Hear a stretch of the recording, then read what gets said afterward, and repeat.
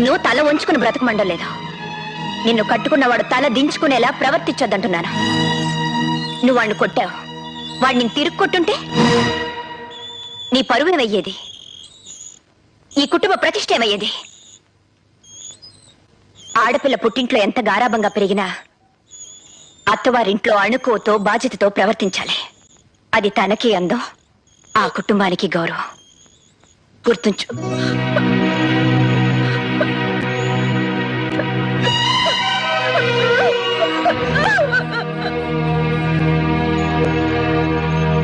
ఏమిటి అలా చూస్తున్నావు?